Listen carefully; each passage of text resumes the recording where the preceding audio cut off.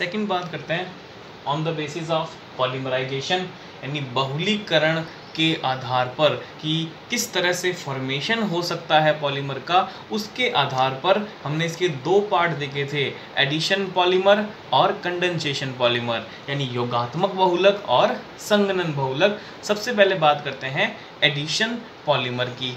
तो देखो, addition polymer का मतलब क्या होता है?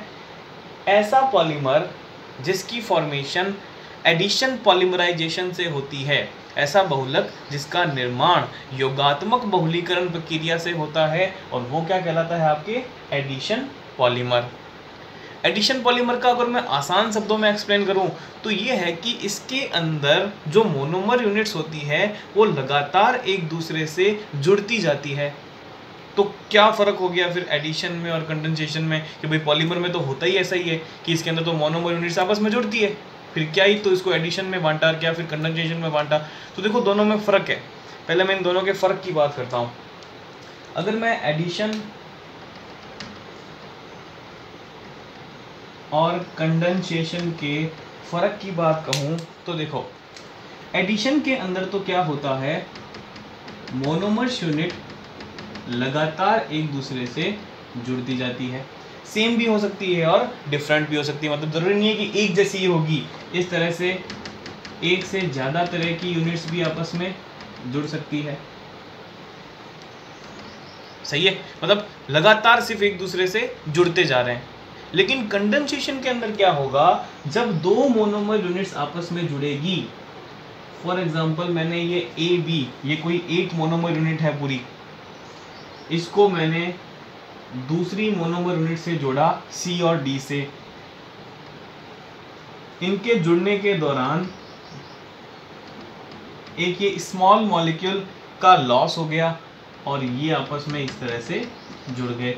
तो देखो क्या फर्क हो गया, एडिशन के अंदर ये मोनोमर यूनिट लगातार एक दूसरे से जुड़ रही है, जबकि कंडेंसेशन के अंदर जब दो मोनोमर यूनिट्स को लगातार आपस में जोड़ रहे हो तो एक स्मॉल मॉलिक्यूल का एलिमिनेशन हो रहा है। तो एक स्मॉल मॉलिक्यूल के एलिमिनेशन के बाद अगर मोनोमर यूनिट्स आपस में जुड़े तो वो कंडेंसेशन, और बिना किसी ग्रुप के बाहर निकले सीधे ही एक दूसरे से जुड़ते जाएं तो वो कौन सा हो जाएगा आपके पास? एडिशन पॉलीमर का एग्जाम्पल हो जाएगा। तो ये फ़र्क है आपके पास एडिशन और कंडेंसेशन के अंदर। तो पहले अपन एडिशन की बात करेंगे और फिर कंडेंसेशन के एग्जांपल्स की बात करेंगे।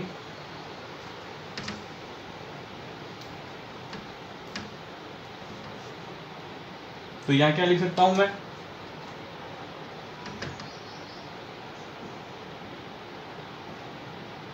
These are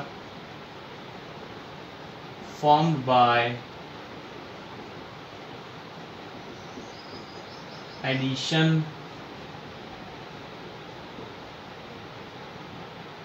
पॉलीमराइजेशन, यानी इसका जो निर्माण है वो योगात्मक बहुलीकरण द्वारा होता है।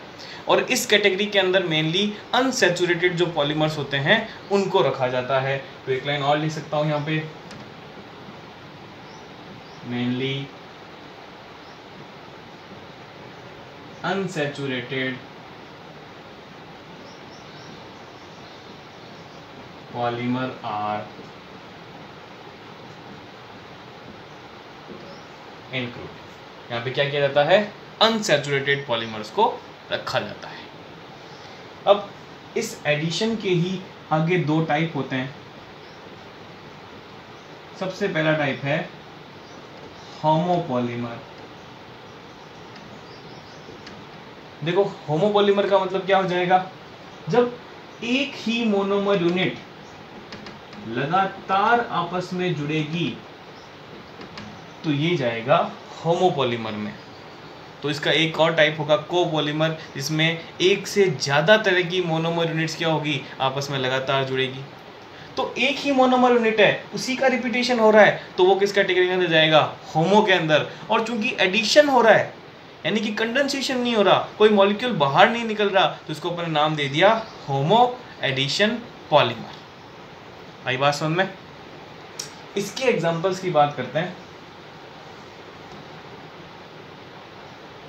सबसे पहला एग्जांपल है यहां पर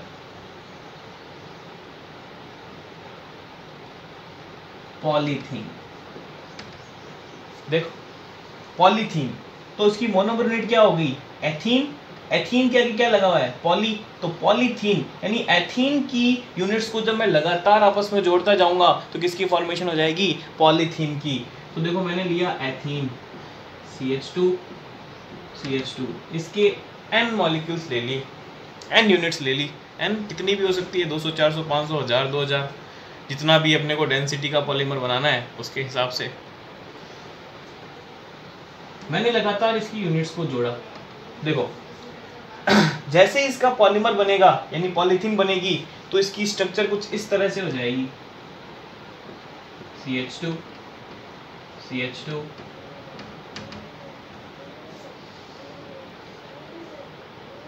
अब ये नहीं समझ आया होगा कि इस तरह से बॉन्ड कैसे टूट गए, तो देखो एक बार समझा देता हूँ एक एग्जांपल पे, बाकी पे फिर डायरेक्ट लिखूंगा, पहचान जाना। कार्बन के 4 बॉन्ड बने हुए हैं, अगर मैं एज इट इज ये यूनिट्स आपस में जोड़ूंगा तो कार्बन की वैलेंसी ज़्यादा हो जाएगी, ऐसा तो पॉसिबल है ही नहीं, ऐसा तो पढ़ा ही नहीं कभी। तो इनके जुड़ते समय क्या होता है, बॉन्ड टूटता है, ये जो पाई बॉन्ड है ये पाई बॉन्ड आपस में टूट जाते हैं और फिर ये यूनिट्स आपस में जुड़ जाती है। देखो कैसे, मैं बहुत सारी, तो मैं क्या करता हूँ एक बार 2 एथीन की यूनिट्स को आपको जोड़ के दिखाता हूँ, जैसे 2 जुड़ेगी वैसे 1000 जुड़ जाएगी। तो देखो मैंने 2 यूनिट्स ली, जब ये दोनों आपस में जुड़ने लगेगी तो इस तरह से इनका ये बीच का एक पाई बॉन्ड टूट जाएगा, जैसे ही पाई बॉन्ड टूटेगा ये इस तरह से 2 वैलेंसी खाली हो जाएगी, एक इस कार्बन पे इस कार्बन पे। एक ऐसी की ऐसी यूनिट और ले लो जिसको इसके साथ जोड़ना चाहते हो, ये लो। जब ये दोनों लगातार आपस में जुड़ेगी तो ये दोनों आपस के अंदर एक कॉमन बॉन्ड बना लेंगे और ये किनारे वाले बॉन्ड क्या है, रह जाएंगे। सही है। अब मुझे इसके अंदर और यूनिट जोड़नी है, तो देखो इसके अंदर एक एक यूनिट और जोड़ देता हूँ, ये लो, इधर एक और जोड़ देता हूँ, ये लो। तो ये यहाँ पे दोनों आपस में मिलके एक बॉन्ड बना लिए, एक एक इलेक्ट्रॉन शेयर करके एक पूरा बॉन्ड बना लिया, और यहाँ पे इन दोनों ने एक बॉन्ड की फॉर्मेशन कर ली।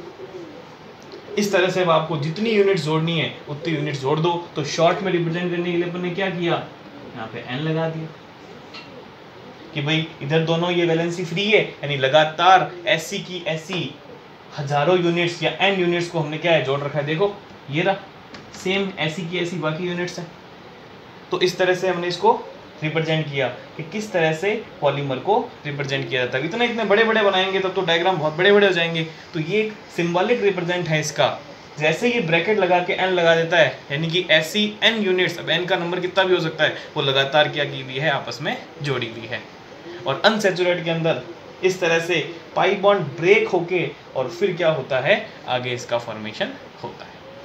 आई बात समझ में? कुछ इसके एग्जांपल्स और देखते हैं। अब मैं डायरेक्ट की स्ट्रक्चर्स बनाऊंगा। सेकेंड लिया मैंने पॉलीप्रोपीन।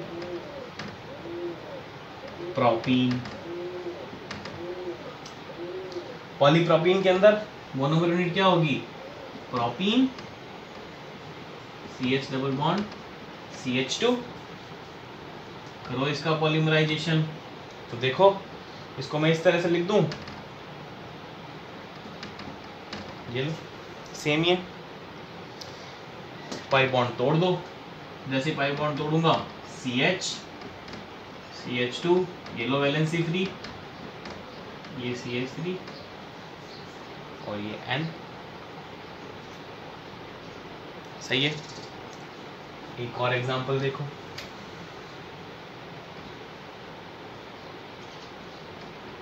पॉलीब्यूटाडाइन।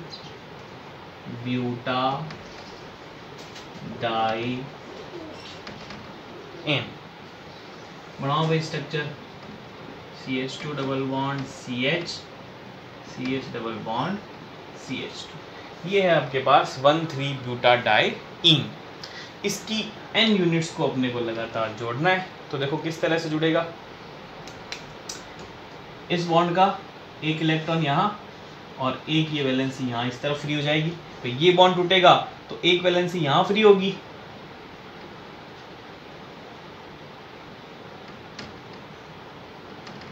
और एक वैलेंसी यहाँ फ्री होगी। सही है। जब ये पाई बॉन्ड टूटेगा तो एक वैलेंसी यहाँ फ्री होगी, एक वैलेंसी यहाँ फ्री होगी, तो ये दोनों तो आपस में वापस एक डबल बॉन्ड बना लेंगे, जबकि यहाँ क्या हो जाएगी, वैलेंसीज फ्री रह जाएगी। ये डैश डैश क्या लगाया कि बॉन्ड तोड़ रहा हूँ मैं इसको, मेरे को मिलेगा CH2 CH double bond CH CH2 N। ये बन गया आपके पास पॉलीब्यूटाडाइईन। आई बात सुनने, और देखो एग्जांपल्स आगे। मैंने बनाया polystyrene,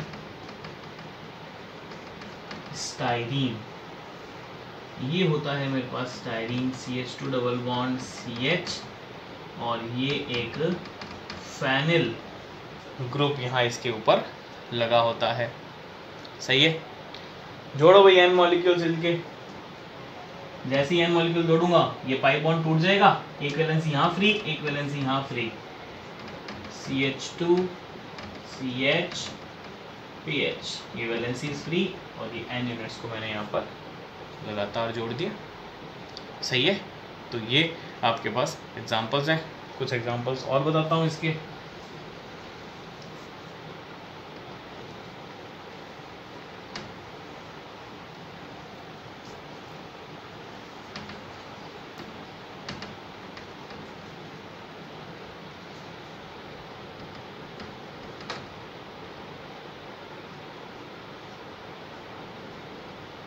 Teflon double bond CF2 double bond CF2, टेट्राफ्लोरोएथीन। जोड़ो भाई n मॉलिक्यूल्स, क्या हो जाएगा आपके पास,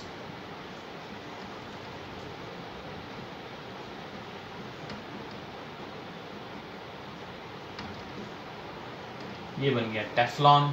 ये मोनोमर यूनिट है इसकी, टेट्राफ्लोरोएथीन।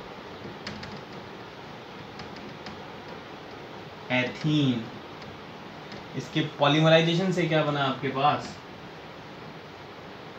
ये टेफ्लॉन।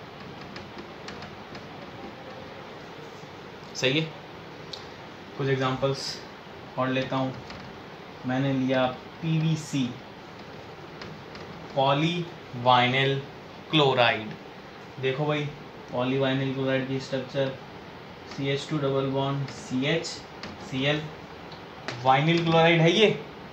इसके n मॉलिक्यूल्स को जोड़ दोगे तो क्या बन जाएगा, पॉलीवाइनिल क्लोराइड। वही आपके घरों वाला पाइप PVC जिसको आप बोलते हो PVC पाइप, ये वही है। पाइप बॉन्ड तोड़ो, CH2 CH, Cl को नीचे लगा देता हूँ, थोड़ी स्ट्रक्चर झुमकी बन जाएगी मेरी, और ये इस तरह से N। तो ये है आपके पास कुछ होमोपॉलीमर के एग्जाम्पल। होमो का मतलब क्या था, एक जैसी यूनिट्स जब एडिशन पॉलीमराइजेशन के थ्रू आपस में जुड़ेगी तो वो हो जाएंगे आपके पास एडिशन पॉलीमर्स। अब होमो के बाद कोपॉलीमर का नंबर आएगा, एडिशन ही चल रहा है, एडिशन का ही दूसरा टाइप लेते हैं अपन, कोपॉलीमर। देखो कोपॉलीमर के अंदर क्या होगा,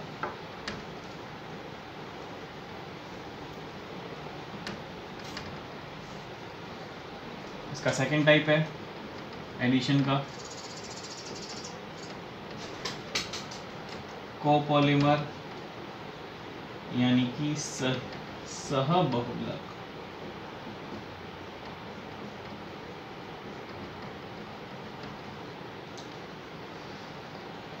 अब यहां पे आपके पास क्या होगा, यहां आपके पास एक से ज्यादा तरह की मोनोमर यूनिट्स आपके यहाँ पे लगातार जुड़ेगी। वहां तो सिर्फ ए था, अब यहाँ देखो ए और बी ये ए बी लगातार आपस में जुड़ रहे हैं, तो ये कौन सा टाइप हो जाएगा आपके पास, कोपॉलीमर का टाइप हो जाएगा। इसके एग्जाम्पल की बात करूं, सबसे पहले नंबर आएगा इसमें ब्यूना एस। अब इस ब्यूना एस के अंदर कौन सी दो मोनोमर यूनिट होती है, देखो बीयू का मतलब होता है ब्यूटाडाइईन, और ये S का मतलब होता है यहाँ पर स्टाइरीन। तो आ गई 2 नंबर यूनिट, यानी कि ब्यूटाडाइईन और स्टाइरीन को जब लगातार आपस में जोड़ोगे किसकी फॉर्मेशन हो जाएगी, ब्यूना S की फॉर्मेशन हो जाएगी। देखो किस तरह से बनाऊंगा। सबसे पहले ब्यूटाडाइईन बनाओ,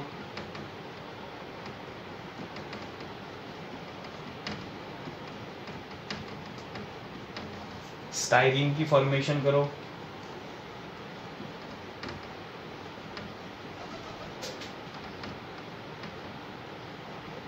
बनाओ देखें कैसे बनेगा।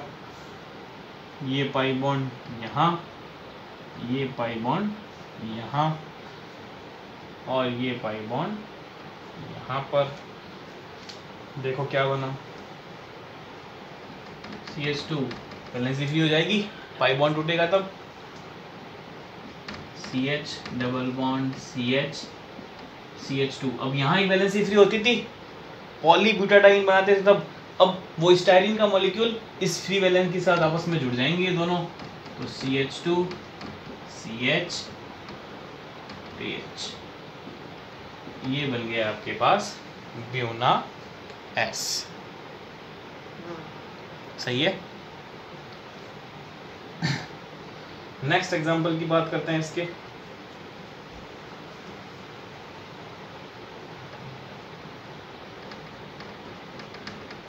ब्यूना N, ब्यूना का मतलब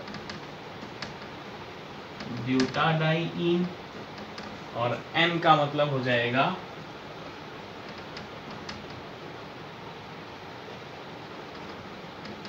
एक्रिलो नाइट्राइल। ये ब्यूटाडाइईन की स्ट्रक्चर है